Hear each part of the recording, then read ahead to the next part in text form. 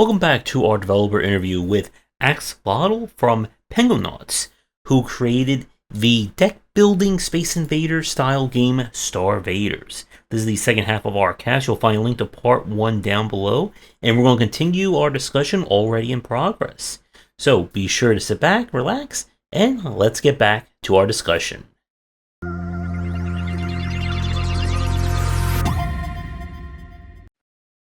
Yeah, but it's a very interesting point. It reminds me, I think there's like two parts to this. Like, the first thing is, I think as you were saying, like, you want to avoid cards that they just seem like a no brainer to take. Like, if you draw a card, all your damage adds, 30 points of damage. Why would you ever not want to take a card like that? Or a card that boosts defense. It reminds me of when I played what was it, Beneath Oresa. I think that came out in 2023. And one of the problems I had with it, it felt like there was only like a few good cards. Like, there are cards you needed to take. Like, there was no other way around because the enemies would ramp up so fast. And if you didn't capitalize on that, it goes into, okay, I can block 10 points of damage. Enemies are now hitting me for 70 to 80 points of damage. What the heck am I going to do? And the other point I wanted to kind of build on what you were just saying about giving the player a reason to try like different cards, different options, like having the different card packs, like kind of be that allure of, hey, this time you get to try, this set of cards versus this set of cards. In an odd way, it's reminding me, I think, of a lot of the appeal that I'm seeing with people who are really getting to blueprints right now. That blueprints ties everything to its puzzle design. Obviously, we're not going to be spoiling anything here on this podcast. But what it does really well, it makes that incentive to draft a new room, because a new room means new clues. It means learning how does this room fit into things. And I think going back to what we've been talking about over this cast, it's that challenge to get someone to try a new card. And it's the same thing we talk about with all roguelike or all run based design. If I know, A, B, and C works, why would I never want to take A, B, and C? Because it worked. I got a winning run with these cards or these options. And it can feel like pulling teeth sometimes to get someone to try out this very weird, or to them, it's a weird build. Yeah, no, totally agree. Yeah, I've played Blueprints as well. I think that does a phenomenal job at, yeah, as you said, making you want to discover something new and try new things. And I think, yeah, it's something a lot of designers should think about. It's in terms of variability is, yeah, it's to how do you make the players want to discover something new, want to try different things. Um, It, it's tough. It's tough. There are ways like the discounts, for example, or packs, and I kind of guess the bosses that counter specific builds are trying to make you try something new to help you like to make you survive, but they don't really work on me. I think it's like for time meter. I even though I see time meter, I'm not gonna change my build. And I still want to complete my build. You know what I mean? Um, the Mhm. time like time meter feels like an obstacle to me trying to make my build rather than an incentive for me to change my build. Is the way I think of it. And I think these designers should probably think more in incentives than in obstacles. Instead of making it like instead of making it impossible to recreate a build because like variability, like you'll never see the card again, why not make it so um a player wants to try something else because maybe I don't know that unlocks something um or it's cheaper. It has incentives for you to take it or um Mhm. I kind of like I can't think of any games off the top of my head, but I kind of like some of the games where they attach two rewards together. in a draft. So it's like when you're drafting, you're drafting like if it's Slay the Spire, for example, maybe you'd be drafting a defend card and an attack card, or a poison card and a um defend card, or a Mhm. poison and a poison or something. And then when you pick one option, you have to take the other option as well. They're like chained together. Mm. That's a really cool way, I think, of getting people to try stuff too. Because even if you get like just a card you like always want to take, it might be attached to a card you never taken before, and you kind of get it as a bundle, and it's always like so it kind of like gives you. I think there's many ways to try to get players to try different things. Um, and it's just not something people think about when they're designing. It's not really obvious, I guess, that it's something that you want the players to want to do. And it goes with kind of that challenge of getting someone to keep replaying the game, keep trying out new cards and new features. And I have a difficult question I want to ask you before I get to that. Another aspect I see from a lot of deck builders is having like progression tiers that you like Slay the Spire is probably one of the bigger examples. Every time your account levels up, it unlocks 5 new cards or 3 new artifacts, or even just a combination of them.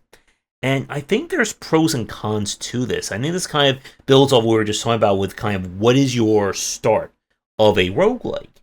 That for a lot of the deck builders that I've played, sometimes it just feels like the starting deck or your starting card pool is worthless. That, yes, the strongest attack card that you can get is 7 points. But by the time you get to Act 2, enemies have now like 300 points of health. And the whole idea is you're trying to incentivize that repeat play. That, once you get to level 5 in terms of your account, now you'll get the super sword card, and now you can do 80 points of damage yourself. And I think it kind of gets to what we were talking about with if the beginning feels poor, the player doesn't feel like they're set up to even have some chance of success, they're going to check out very quickly. Yeah, I realized that's an interesting point. It's like meta progression in general. Mm-hmm.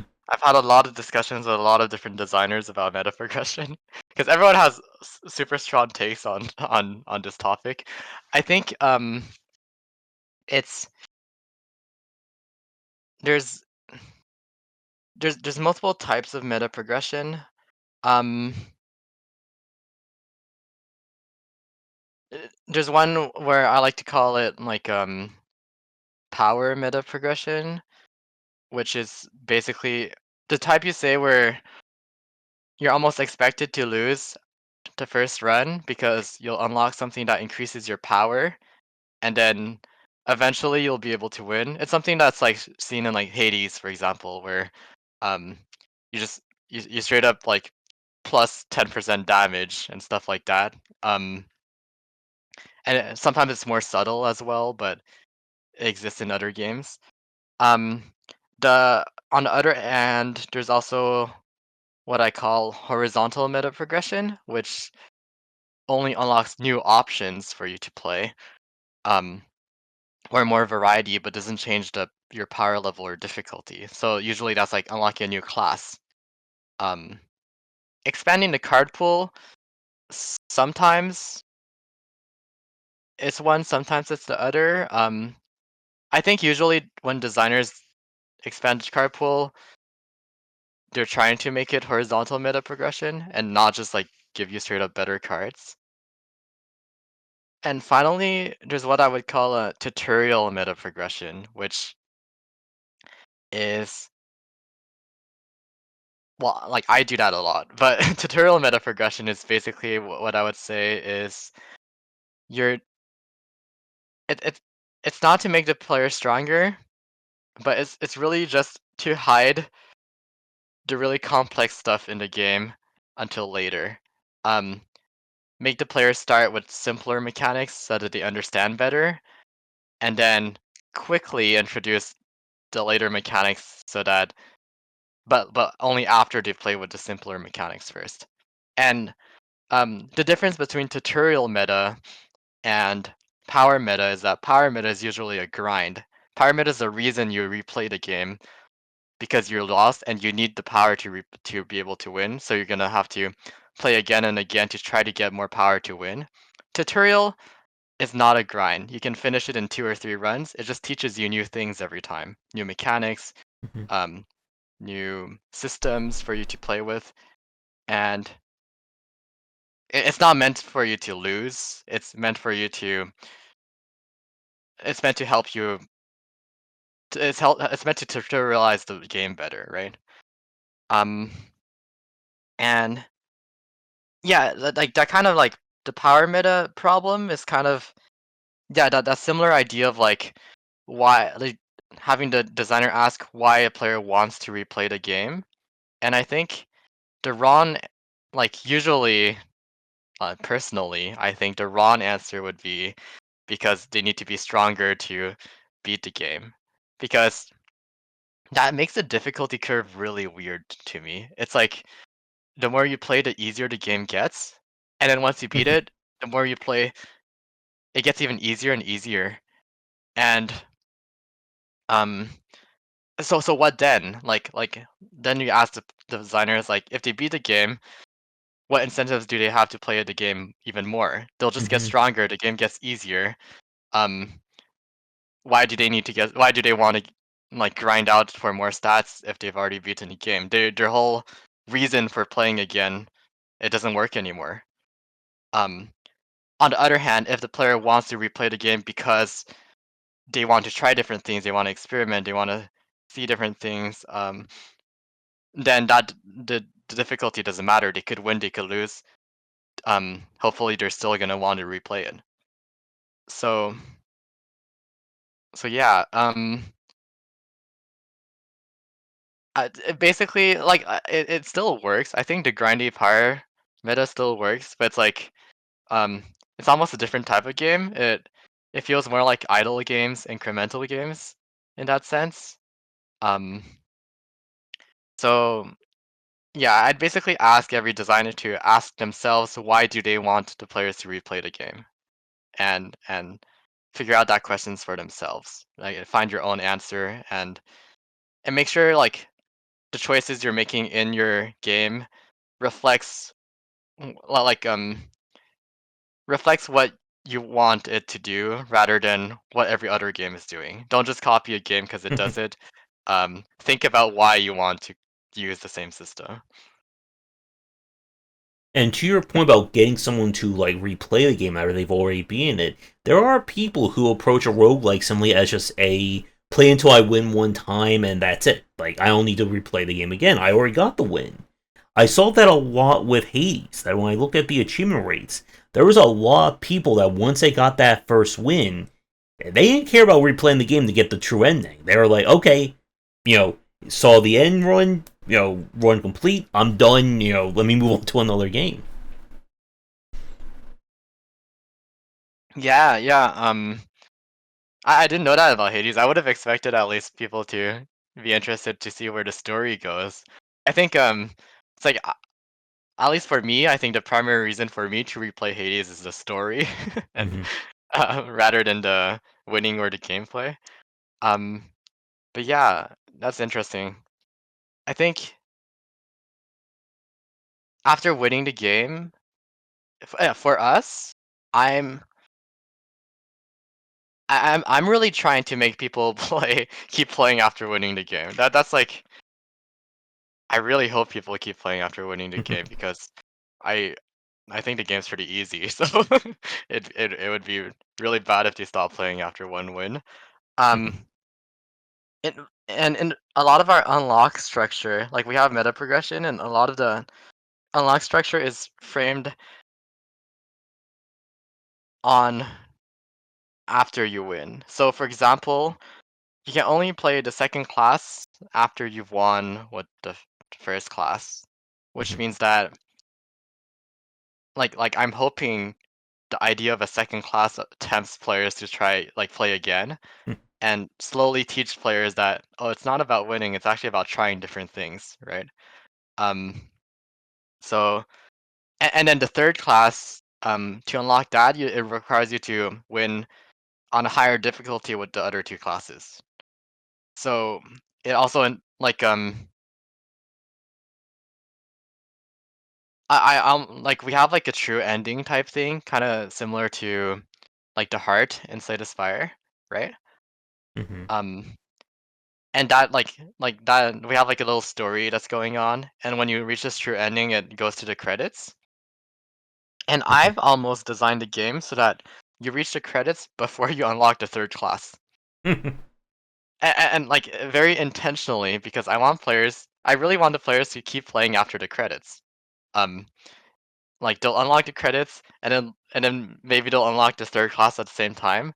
And I'm hoping that like tempts players like, okay, well, there's obviously more to the game. There's so much more to the game, than just difficulty and just winning, right? Um, come play it. Play it. And if you play it, I'm hoping, yeah, they'll realize that it's not about winning. It's about the experience. It's about the run itself, the strategy you play each time. Everything is different. Um, and once they realize that, hopefully they'll play forever.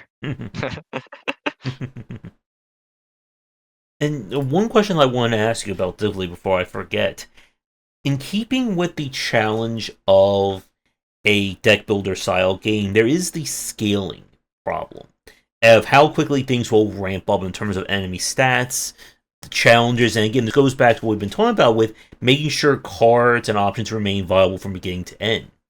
And something that I've seen with a lot of deck builders is there's always a massive scale bump going from Act 1 to Act 2.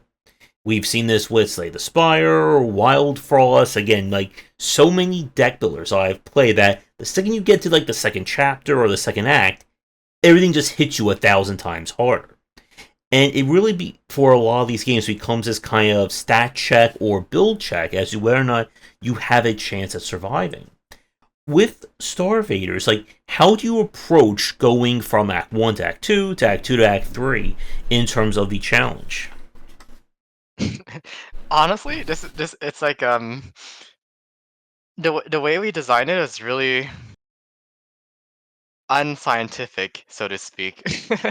um, like I kind of it's mostly I designed the enemies to have interesting abilities.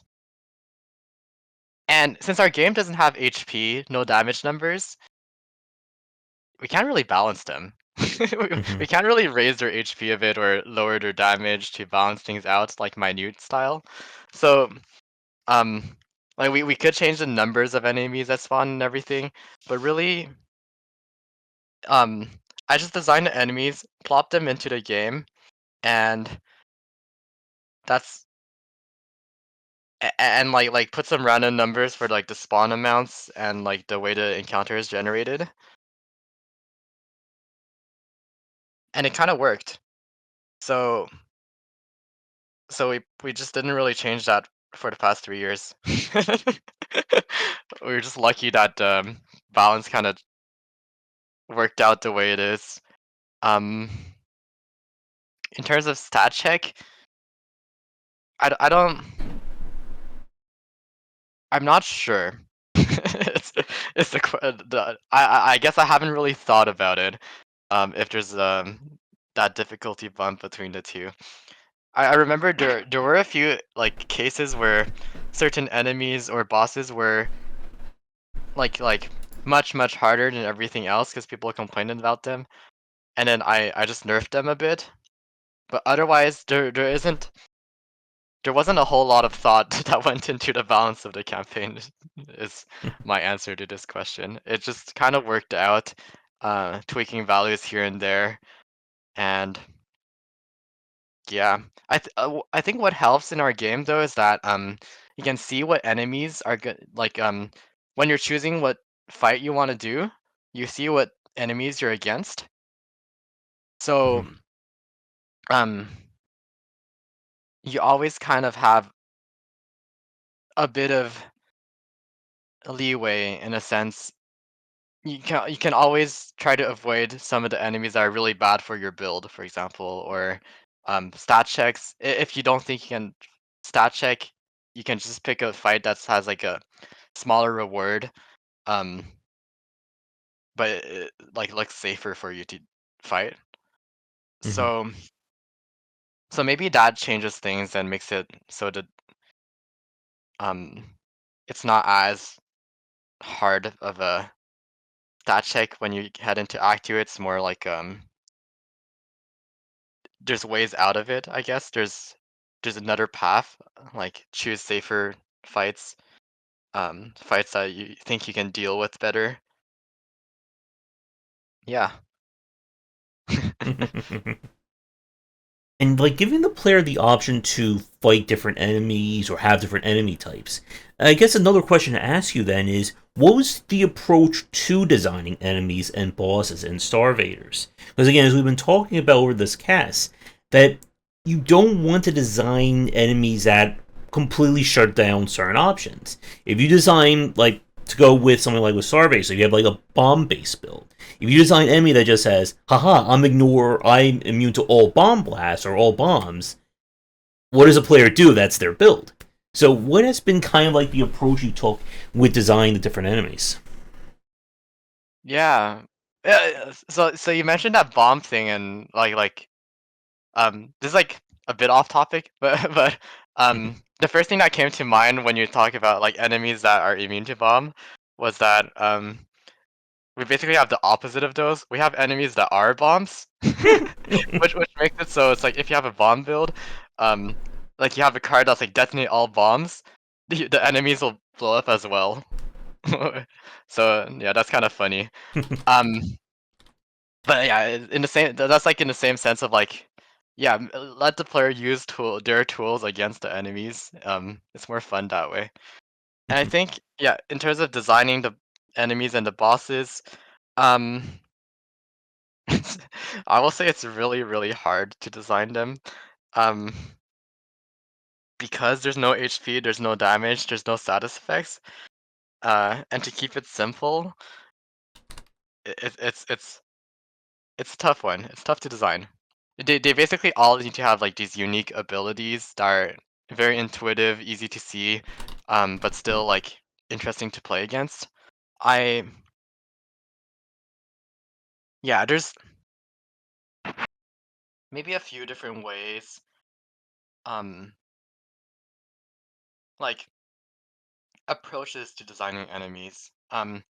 First one is top down, um, like thematically and then mechanically. Something like a rocketeer that fires rockets at you. That's purely like it sounds cool, so I'm gonna do it. Hmm.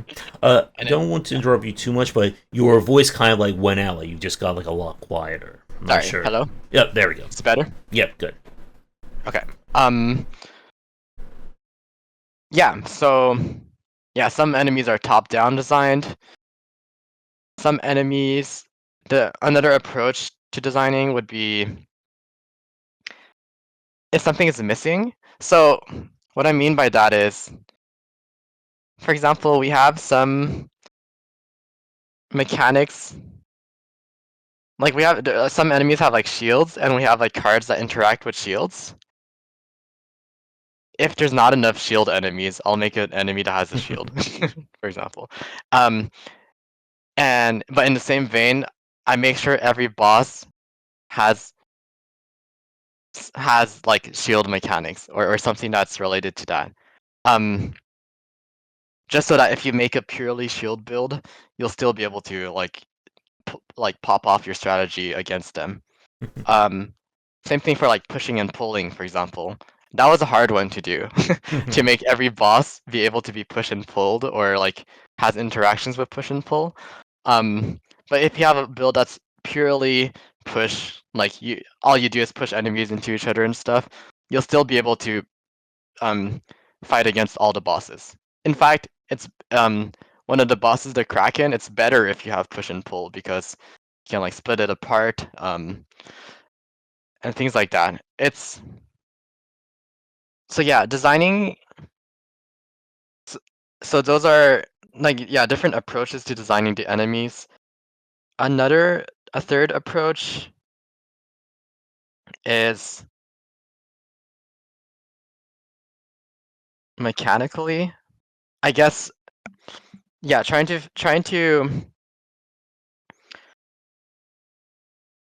to fit in certain archetypes of enemies that Hmm. are missing. For example, the way I think of our encounters is that there's this kind of there's a template that all encounters should adhere to. Every fight should adhere to this, which is that um there are multiple stuff on the board, and yeah, you can move them around, you can push them. They sometimes have shields, and they generally move towards the bottom of the grid. That's kind of the generic idea of what a fight should look like. So, for example, if I find out a boss or certain enemies make it so there's too few enemies on the grid, I might just add something that makes it so there's more stuff on the grid, just so that it fits the template. So the player kind of um the expectation of the fight for the player is the same, so they can build their build with confidence, knowing that they're dealing with the same problems as they always have. Even though they deal with it in different ways, they it's still going to be possible for them to defeat. And let me think. For bosses, yeah, I don't design them as adversaries. I design them as a way for players to express their build. So, so like honestly, it's like I don't think the bosses are that hard. I think they just look cool, and we're trying to make it so the player feels cool when you kill them. There's a lot of stuff on the grid. Um, the mechanics sometimes seem complicated, but um, when you break it down, it's really just kill as many things as possible every turn, and and that's what the players' builds are supposed to be good at. So at the end of the day, I think the the, the bosses are basically target dummies at the end of the game that you fight against, and like for you to be satisfied with your build. You know what I mean? Um, it's kind of like you know how a lot of games have endless modes for people to kind of be happy and see how far they can take their build. Um, we don't have an endless mode, but I kind of like put that philosophy into our bosses, where it's the boss fight is where players should be satisfied with their build. Like this is their end build. They want to see how far it goes. Just go all out, kill all the enemies in one turn, have fun, see it destroy the whole screen, and yeah, and get a victory.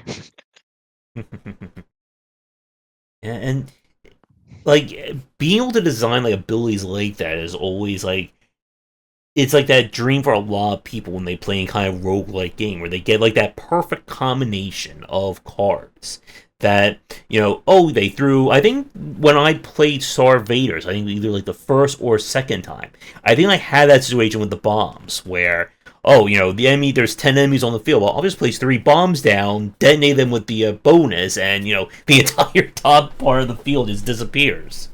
Yeah. Yeah, yeah. There's a lot of those in Starvaders, definitely.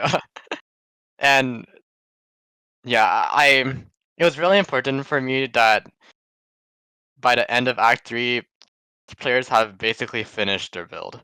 Because Hmm. I kind of always found it frustrating that in a lot of deck builders where um even though you're at the end of the game, it doesn't quite feel like you've pulled it off. It feels like you're like, oh, it's always so close. Like if I could remove a few more cards, it'd be perfect. If I could just get that card and this card, then my build would be Mhm. insane. It'd be crazy. And I think that yeah, that's a pretty hard like balance to strike. The kind of like how many times should a player visit a shop? How many times should a player draft a card? Mhm. Um, and when should the game end? Right? Like if you end it too early, players are not satisfied because they don't have enough time to finish their build. If you end it too late, players are bored for the like final part of the run because they're just they finished already and they're just kind of like going through the motions. It's Mhm. kind of like getting that perfect spot to end the game. That's pretty tough. Yeah. Um, and keeping it like short, like within an hour or so, so it's not too long. Yeah. Mm. Um, I think we definitely played around a lot with like the length of the axe, the amount of drafts, how the shop works, just to kind of like get it so the players like power level ends at exactly where we want it to end. We want the player to finish their build as the game is done and have that being an interesting, like, still an engaging fight at the end. Mhm. Yeah, not so simple. No, definitely not. And yeah, like there are some deck builders where it feels like, as I said earlier, something like with Balatro, or even some like the higher Tifley levels of Slay the Spire Monster Train, where if you don't have an answer for your build by like 5-10 minutes in, you're pretty much done for. And there is that frustration, as you said, like of like how knowing like how long to take this game. And I guess like I'm not sure this would be considered a spoiler or not for Starvaders, but what's like kind of like the average runtime in it? Um, for new players, it's probably an hour to an hour 20 maybe. Like if you gotta read all the cards basically, and all the enemies. If you play like me and or like some of the beta players, you could probably get it down to 20 minutes, 30 minutes. I think it's it's surprisingly short. But like it's long, but I think I think people tend to be surprised when I tell them that there's only you only draft cards. Well, you only get a draft 9 times in the game, Mhm. which feels so low. I think you probably draft more than 9 times in Act One of Slay the Spire. Um, but like every act you draft 3 times. And there's only 3 acts. So you draft 9 times throughout the game. You visit the shop 3 times. Mhm. Um, but we found that that's like the good number. That's all it needs. It doesn't need you don't need to draft that many times to be able to get the ending deck. It's because our decks are really small as well. Mhm. Um, so it's very it's like a less smaller package to like work off of. But I guess that like where most of the time is spent is really our fights are longer because they require tactics, positioning. So yeah, it still ends up being around an hour or so. Mhm. And that I think is another like interesting question. This one may be a little bit too big to ask at this point in terms of we could be here for another hour or two. But another challenge I think we see from a lot of run-based games, even just RPGs in general, is the length of a battle.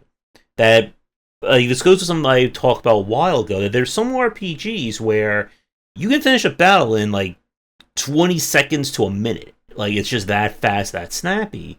And then there are games where it can take 3, 5, 10 minutes for an individual fight. And this also goes to what we've been talking about with like player retention. With if the player knows that every fight's going to be at least 20 to 30 minutes minimum, a lot of people are going to check out on that because why do I want to spend the next 5 hours trying to play through a game? And with Starfaders, like how do you I guess like balance like you want battles to be tactical, but at the same time you don't want again to turn this into like a 40-minute long fight. Yeah. So I think um Our our battles are very efficient, I'd say. They're so enemies spawn, and I think we I have like this internal measurement of a fight should take around 5, 6 turns, a normal fight, and then a boss fight maybe like should be around 10 turns. Hmm. And maybe a turn would be around a minute or so. Um, I mean sometimes less, depends on like how tactical you are, I guess. Um, I I really like I think the shorter the better, really. Um, so I've been basically trying to make it as short as possible while still keeping all the tactics, all the interesting abilities and stuff online and working. There's oh, one thing about the design of Starvaders that is that I when I'm playing deck builders I really dislike stalling mechanics. And what I mean by stalling mechanics is like for example like defense build. Like when you stack up defense for really Hmm. long and then like you slowly whittle down on the enemy, that like bores me so much. I hate Yeah. those so much. Um, and the base design of Starvaders kind of like counters that idea completely. Because um you don't there's no shield. Really our game takes that proverb the best defense is a good offense, like literally. To defend, you attack. You gotta just kill the enemies before they get to your bottom of your grid. Um, so there's no stalling at all. There's no the all there is killing the enemies, which makes it so I think just if you have a really powerful build, then the fights are like snap. They're an instant. They're like 1 minute long because you just like if you have a bomb build, you just spawn the bombs, blow everything up. That takes like a minute, like less than a minute, and then you just keep going, and then up to the boss fight, and it's great. You get to see you get the super satisfying like payoff, blah blah blah blah blah. If you have like a weaker build, then it allows you to spend more time analyzing, trying to figure out. It gives you the flexibility of um taking the time when it's necessary, but not being a slog when it's not. All right. So, I have, I think, one last design question for you, and then we'll see if there's anything else to talk about, and then we'll go into like our final wrap up. So, one thing that I wanted to ask you in terms of like balance and design with Starfaders, or is the use of like any kind of like artifact system. A lot of deck builders or roguelike style games will have passive artifacts that can change the properties of different cards, different builds, etc., etc. And it's another aspect or way that you can make things very interesting, and also at the same time just completely break your game in half if you get like the right combination. I remember with Slay the Spire, like, there were some particularly nasty ones you get with poison. Like poison stacks are double. Poison now transfer to other enemies. Poison now do direct damage and just like auto nuke the opponent if you can get it going. So, what is like the approach you took with Starvaders? Yeah, I love relics like artifacts, permanents, stuff, especially the ones that break the game. I kind of like one of the things I don't really like about Slay the Spire is that the boss relics, I think they're kind of boring. They're always like +1 energy every turn, but downside. Um, which like yeah, they're strong, but like I would have liked to see more of the ones that change the mechanics of the game, break the game, do something crazy with it. So yeah, for relics, two types of relics. We have like we have like legendary artifacts, which is our equivalent of boss relics. You get one after each boss. Those ones always break the game in some way, or like they break the rules of the game, or change the way you see something. Um, like all the lasers, no, all the bullets become lasers that do AOE instead. or you don't overheat anymore, or um, they're always something crazy strong or powerful or game changing like that. Um, to design those, yeah, that I mean that's basically how I designed them. I just think like, what would be the coolest ability possible here, and I added in. Um, and if it works, it works. If it doesn't, then I cut it. So that's kind of how it works. If it's unbalanced, I'll try to balance it a bit. Um, reworking a bit. But usually for these legendary artifacts, I'm always like, what would be the coolest thing here that I can implement, or um, what's something that changes the rule of the game in such a way that like you gotta play differently, you gotta think differently. Those are always my favorite ones. Um, like they are hard to balance, that's for sure. I but then again, it's like yeah, the it's not perfectly balanced. It's I think it's more important that they're cool, that you want to pick them rather than um.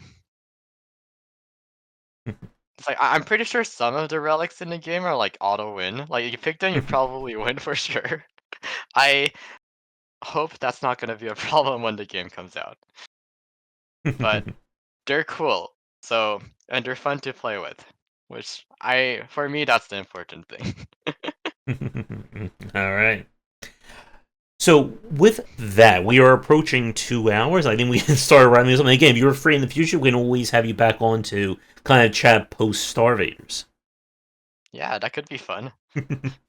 So, before we kind of go into our final wrap, anything else from a design standpoint about Starvaders, deck builders, roguelikes, anything else that we haven't touched on that you'd like to bring up? Oh, so many. Let me think. I have like I have too many topics in my mind really. Um, but I don't know. It's hard to it's hard to think of something relevant to our current discussion at the moment. I like the way I like the direction that roguelikes are heading in general. Um well, I mean, I think there's a bit too many of them right now. But but I enjoy that people are experimenting. There's been some interesting cool ways to approach it. Um Extraction as a formula has it's not quite the same as roguelikes, but it's a very it's almost as if it's a roguelike but with a different take on meta progression. I really like that. I enjoy that a lot. I love Blueprints' take on roguelike. It's I think there's a future somewhere um where people realize that it's gonna be super interesting if with variable objectives in a game. Because roguelikes right a lot of roguelikes right now, especially deck builders, it's mostly about winning. Like you just go through and try to win. But with something like Blueprints, it's you have several different objectives you can try to do on your own time. And it's like you choose what you want to do each run, and that's really cool to me. It's like, oh, maybe I want to explore this puzzle, maybe I want to do that thing this time, and you're rewarded for it, and you're not punished for losing. It's not losing really. You can't lose if your objective was just to explore that part of the house, right? You set your own goals, and that's really awesome to me. I love to see a roguelike deck builder that does something similar, where um, like imagine if at the start of the run you kind of get to choose your own goals. And maybe, for example, one of the goals you could choose is like, ooh, um, make a poison build, for example. So that makes it so your objective isn't quite to defeat the final boss, for example. It's really to explore an archetype. explore how the cards interact with each other, and that'd be really cool. How like more make it so game's not just about winning, it's about understanding the cards, the mechanics, how they relate to each other, and make that the objective. I don't Mhm. know if that's possible, but like that's something I'd be interested in like exploring or seeing someone take on that at some point. I don't know. I'm tired of winning. It kind of sounds a lot like the ship unlock editions from FTL, where you had these like different objectives, like Mm, build a ship around like five different what was it like utility rooms, or have eight lasers firing at the same time, and you unlock this. And yeah, like that's kind of the very like subtle brilliance. It's like as we're recording this on the same day, I'm going to be posting my review of the game. And it's going to be very interesting what people think about it. But like the thing about Blueprints is that it does really play very differently from a lot, or I think from any other roguelike or run based game. Because as you said, a lot of the time it's not about winning. Like I've had runs, I've done this on stream where it's like, well, I can either keep pushing up, or I get draft this new room that maybe has a piece of a puzzle that I need. Well, screw winning. I want move the meta puzzle more along, and it's a very different feel to it. And I think, as you said, like it's like kind of like getting away from winning being like the only objective. But it's, as everyone I'm sure is watching this knows, it's very hard to design a game that's as rewarding, where the reward is more than just saying you win at the end. yeah, no, totally. But it's like it's kind of like that discussion on intrinsic and extrinsic rewards, right? Mm-hmm.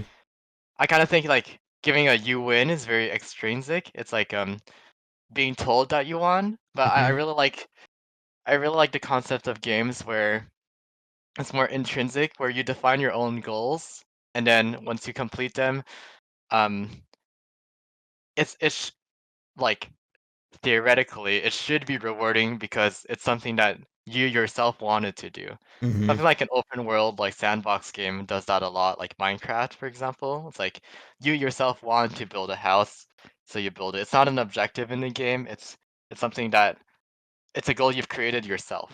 And I think that's really powerful sometimes. Like Mm-hmm. in blueprints, well, like your example, for example, the goal Mm-hmm. you've created was like, oh, actually, I want to solve this puzzle and not reach the end, and that's powerful. That's untapped. I think there's a lot more to explore in that direction. Mm-hmm. Yep. Oh, right. But again, we are knocking on 2 hours. We could be here for another 4 to 5 easily. So, I guess to start to wrap things up for today, as I said, we are recording this on April 21st, and normally this will be the point where I ask developers to tease the release date, but we already have it. So the release date for Starvaders is coming April 30th. Now, it's of course available on Steam. Is it going to be available on any other platforms? Steam for now, and we're looking into other platforms. All right. Do you have any plans for like any kind of like post-release support, DLC patches, all that good annoying stuff? Oh hell yeah! I already have. I have a few things drafted up already, so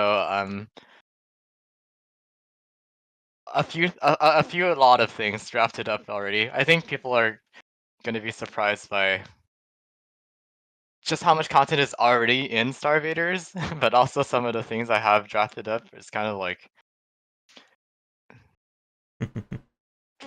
I don't like. It'll be fun to see. Yeah. All right. And I'm trying to think if there's anything else. Uh, yeah. So, anything I guess like final point then about like the release of Star Vaders? Anything you have planned? Stuff like that. Um, right now, I think we're all taking it pretty chill. We're trying like fixing some final bugs, trying to monitor the release, make sure it's okay. Um, the whole environment of the game industry is not doing quite well right now, so well, I guess the environment of the world is not doing quite well, but we're we're hoping people will really enjoy this game. Um, please buy it. Please support us. It would be great to see a lot of people discover the game. I hope you enjoy it. If you don't like it, you can return it. Mm-hmm. All right. Well, I think we'll wrap things up here. It's been great chatting with you, and yeah, definitely looking forward to Starvaders, and best of luck with the release. Thank you so much for having me. It's been great talking to you. We could Hmm? go on for hours. Oh yes. And like I say, if you're free in the future, definitely don't hesitate to reach back out. We can have another chat. Yeah, totally. All right. So I guess the final question for you: do you have anything you'd like to say to any fans watching to take us out? Oh yeah, I mean, really just enjoy the game. Like I think there's gonna be so much to explore in the game. I I don't know what to say. If you're a fan and you already know what to expect, I think you'll have fun. It's it's a lot of deck building and a lot of tactics, a lot of cards. It keeps on giving. It's probably my favorite game right now. I still discover new combos every time I play. So I think yeah, it'll be great. All right. And I'll be sure to check out, hopefully find any game-breaking builds myself when I stream it. Awesome.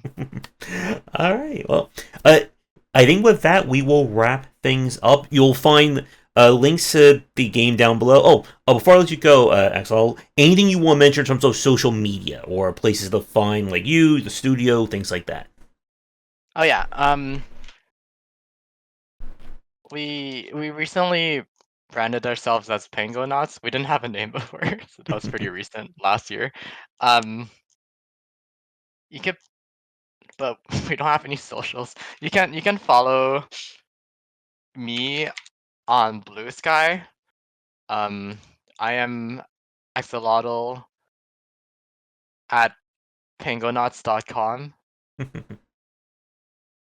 Yeah, I'll send you the link. Um, but but yeah, we're definitely gonna be making more games. I'm gonna start posting. I'm trying to maybe start like a design blog slash articles or something. I think it would be fun to do.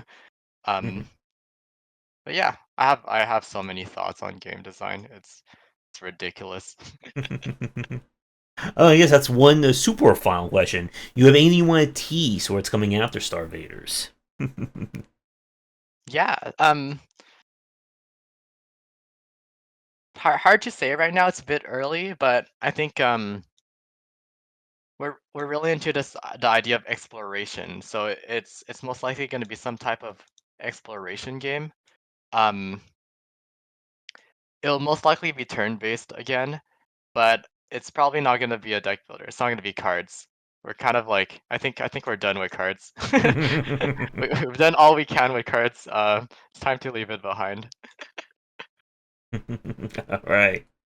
Well, I think with that, we will end things for tonight. So, thank you everybody for tuning in. From my side, if you're new, do the YouTubing. Still, check out the Discord. Buy all the copies of my books, especially the deck building one as well. And as I said at the start, if you are a developer working on an upcoming game or just want to chat game dev and would like to come on, please reach out. I have a sign up form. You can message me, DM, whatever. So, with that said, come back for daily discussions on game design here and on game wisdom, where you examine the art and science of games. And until our next podcast, have a great night.